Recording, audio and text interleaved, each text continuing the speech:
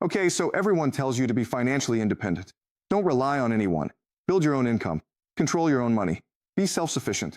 What if I told you that every wealthy person achieved independence by strategically depending on others? The billionaire used other people's money to build empires. The entrepreneur used other people's time to scale businesses. The investor used other people's expertise to multiply wealth. Guess which approach leads to actual freedom versus which keeps you working forever? Everyone believes financial independence means doing everything yourself without needing anyone else. What if true independence requires coordinating maximum dependence on other people's resources? Most people think self-made means solo effort and individual achievement without external help. But this narrative serves a purpose. It keeps capable people isolated and under-resourced. Does building wealth alone sound noble, or does it sound like missing the entire game? You're taught that relying on others creates vulnerability and weakness in your position. But what separates strategic leverage from dangerous dependence in wealth building? If using other people's resources was risky, why do all wealthy people do it systematically? The self-sufficient narrative appeals to ego, but ego doesn't build empires. Coordination does. Consider what financial independence actually means. True independence isn't doing everything yourself. It's having systems that function whether you participate or not. The person who answers their own emails isn't independent. They're trapped in operations. The person whose business runs while they sleep, that's independence through strategic dependence on employees. If understanding how wealthy people achieve freedom by orchestrating other people's contributions interests you, consider subscribing to Professor John Explained. This channel examines economic mechanisms that produce opposite results from stated intentions. Share this with someone grinding alone trying to build everything themselves. They need to see what coordination unlocks that solo effort cannot. The first mechanism is other people's money. Rich people don't use their own capital. They use banks' money, investors' money, partners' money. This isn't weakness. It's multiplication. When you invest your own 100,000, you get returns on 100,000. When you borrow 900,000 and add your 100,000, you get returns on 1 million. This is called leverage. Real estate works this way. You put 20% down. Bank provides 80%. Property appreciates. You gain on full value, not just your portion. If property increases 10%, you didn't make 10% on your money. You made 50% because you only invested 20%. Poor people avoid debt. They see borrowing as dangerous dependence on lenders. Rich people see debt as a tool for accessing capital they don't own. The difference isn't risk tolerance. It's understanding what debt purchases. Poor people borrow for consumption. Rich people borrow for assets that generate returns exceeding interest costs. Banks want to lend to rich people. Why?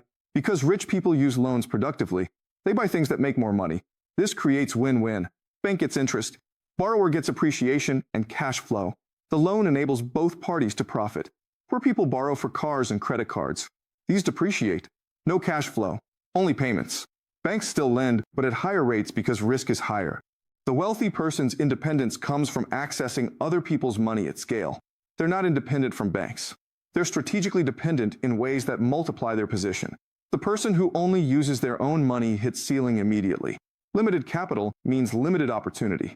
Maximum self-sufficiency creates maximum limitation. The second mechanism is other people's time. Wealthy people don't do their own work. They hire others to execute. This isn't laziness. It's leverage. Your time is limit. 24 hours daily. If you do everything yourself, you're capped by this constraint. But if you employ 10 people, you access 240 hours daily. 100 people, 2,400 hours daily.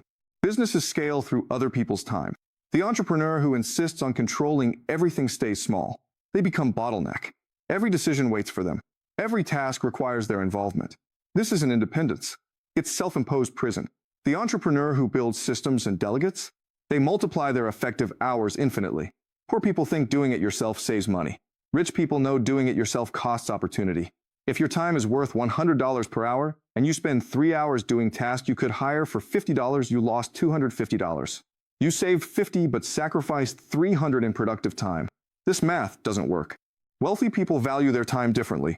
They calculate opportunity cost constantly. Should I do this task, or should I pay someone while I do higher value activity? The answer determines growth trajectory. Person doing own bookkeeping instead of business development stays stuck. Their skill is strategy, but they're trapped in operations. The independence paradox appears here clearly. The person who insists on self-sufficiency remains dependent on their own limited hours. The person who strategically depends on employees becomes independent from time constraints. They've purchased freedom by coordinating other people's time towards shared objectives. The third mechanism is other people's expertise. You cannot master everything. Attempting to becomes massive waste. Rich people identify experts and hire them. Tax accountants who know code. Lawyers who understand contracts. Marketers who generate customers. Each specialist provides knowledge that would take years to develop independently. Poor people try learning everything themselves. They watch YouTube videos on tax strategy, read articles about legal structures, attempt marketing without training. This seems cost-effective, but it's incredibly expensive when measured by results and opportunity cost. The self-taught person makes expensive mistakes that experts avoid easily. Wealthy people pay for expertise up front. This seems like expense, but it's investment that prevents larger losses. Good tax accountant saves multiples of their fee. Good lawyer structures deals that avoid future litigation. Good marketer generates revenue exceeding their cost. These aren't expenses. They're leverage points that multiply effectiveness. The person who insists on doing own taxes isn't independent. They're dependent on their limited understanding of complex tax code. They miss deductions, make errors, face audits. The person who hires expert accountant, they've purchased better outcomes through strategic dependence on specialized knowledge they don't possess. This pattern repeats across all domains: health, fitness, education, technology. You can spend years becoming mediocre in a dozen fields, or you can become excellent in one field and hire excellence in others. Wealthy people choose the second path. They focus their development narrowly. Then they purchase other capabilities through strategic relationships. The fourth mechanism is other people's networks.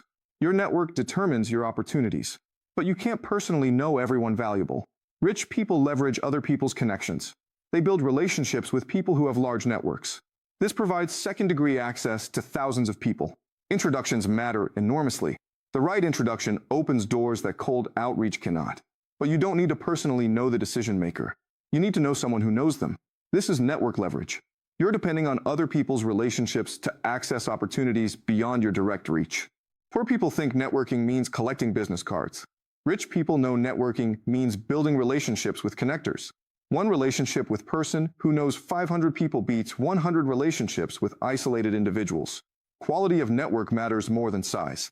But best approach combines both through leverage. The entrepreneur who tries building everything alone misses this multiplication. They're limited to their own connections. The entrepreneur who partners with people who have different networks, they access combined reach. This isn't dependence weakness. It's strategic coordination that expands possibility space beyond what solo effort enables. The fifth mechanism is other people's credibility. Reputation matters, but building credibility takes time. Rich people borrow credibility through association. They partner with established names, join prestigious organizations, get endorsed by respected figures. This transfers trust that would take years to build independently. New business struggles for customers. Same business with Fortune 500 partnership gains immediate legitimacy. The partnership isn't charity. Both sides benefit, but the newer entity accesses credibility it hasn't earned yet. This accelerates growth that self-sufficient approach cannot match. Universities work this way. Degree isn't primarily about knowledge. It's about borrowing institutional credibility. Harvard graduate gets interview that self-taught person doesn't.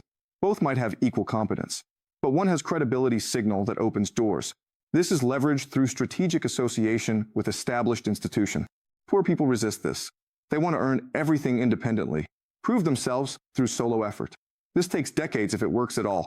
Rich people shortcut by aligning with credible entities. They're not independent from these associations.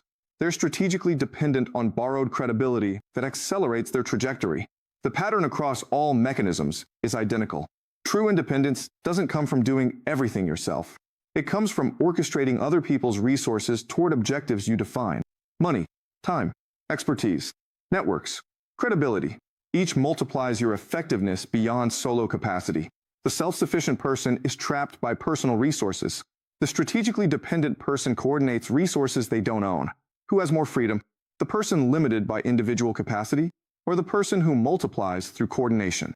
Every wealthy person contradicts the self-made narrative when examined closely.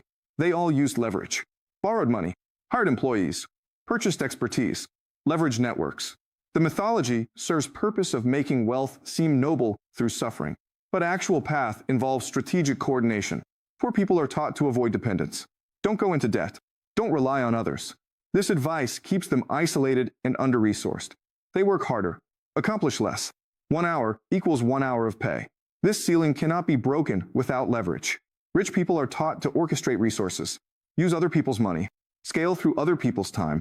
This isn't taught explicitly. It's modeled, observed, absorbed through proximity. Cultural knowledge transmits through immersion, not instruction. The tragic irony is pursuing independence through self-sufficiency guarantees permanent dependence on your labor. You can never stop working. Meanwhile, pursuing independence through strategic dependence creates systems that function without you. This is actual freedom. Consider retirement. Self-sufficient person saves money in account. If it runs out, they're broke. Person who built business using employees, business continues generating income whether they work or not. They achieve this through strategic dependence on others. The framework shift required is profound. Independence isn't minimizing reliance on others. Independence is maximizing your ability to coordinate others toward objectives. The general who commands army is more powerful than strongest warrior. Power comes through coordination, not isolation. This requires different skills: communication, leadership, vision, ability to align people around shared goals. These seem soft compared to technical abilities, but they're harder and more valuable. Anyone can learn accounting. Few can build organizations where hundreds coordinate effectively.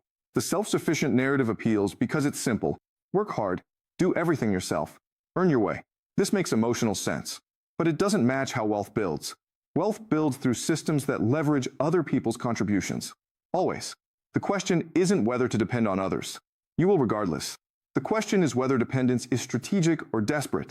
Strategic dependence multiplies position. Desperate dependence drains it. The difference is whether you're coordinating resources toward objectives or just surviving. Wealthy people depend on others constantly, but they do so from strength. They offer value in exchange, create win-win relationships. This makes people want to contribute to their success. Poor people avoid dependence until crisis forces desperate requests. This creates weak position. The path to independence paradoxically requires embracing dependence strategically. Use other people's money, scale through other people's time, access other people's expertise, leverage other people's networks. Each multiplication point moves you closer to systems that function without your involvement. That is freedom.